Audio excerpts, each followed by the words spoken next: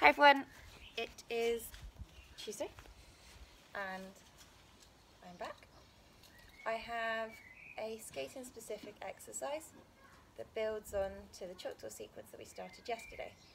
So today I'm going to show you possibly the most known Choctaw. This is quite an advanced step, but more than anything you can use it at home to practice your hip turn out, because just like every mohawk we did last week and every Choctaw we'll cover this week, the key thing is to have rotated hips so that you don't actually have to twist, but you can just transition weight, and that will be the thing that moves you from forwards to backwards. There's no actual shunting of the body, it just transfers. Okay, so we're going to do the forward inside closed. Now remember, closed means that the foot that we're going to move on to, so the initial free foot, will come in behind, and at the point of the change the legs come together, so we close the window. But it's to do with the foot placement. So in this case, behind, with the instep of the lifted foot, the free foot, coming in, squeezing into the skating heel. So we're into that turnout, T, or ideally wider, the more turned out the better, and then it will close together and squeeze as we transition our weight, and the free foot will come in front. So if we were on the ice, there would be starting on a forward inside edge. Now, like every Choctaw, it is two circles because it's going from one edge to the opposite edge. So in this case, inside, a forward inside to a backwards outside. We have a whole semicircle on that first edge if we were on the ice. And then we would have, in theory, a whole semicircle on the second edge, unless the beats of the dance change that.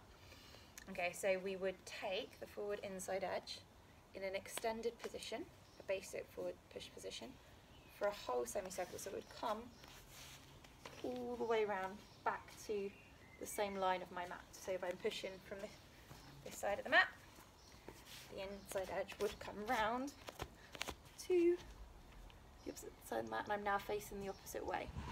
I would then squeeze in using my glutes and tighten my legs together, then plie in that strong turnout. The more you can turn the toes out, remember that's rotation from the hip. Okay, so the more turn out there, almost getting the feet to point in opposite directions, so the toes are pointed apart, that will allow you to just transition over without having to do this and drop the hips. Okay, so you want the turnout, you want that strengthened position. So inside edge, circle, from the bend squeeze up, keep rotated, plie, foot goes behind, onto what would be an outside edge, and then we can squeeze in opposition and sit back, and then that would be another semicircle. So we would go from here, and move the mat a little bit so you can see. Okay, I'm going to end up going off the mat as well. So half circle, then I step off the mat, and then this would be half a circle, there, which you really can't see.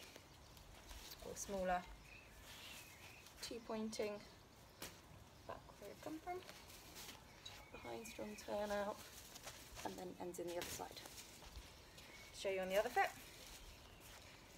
T position, strong turnout, open out, halfway round, foot comes in, feet are pointing near enough opposite, then the knees transfer, and I would go over the outside edge, and my circle would push away to get matching semicircular or S-curves. Work on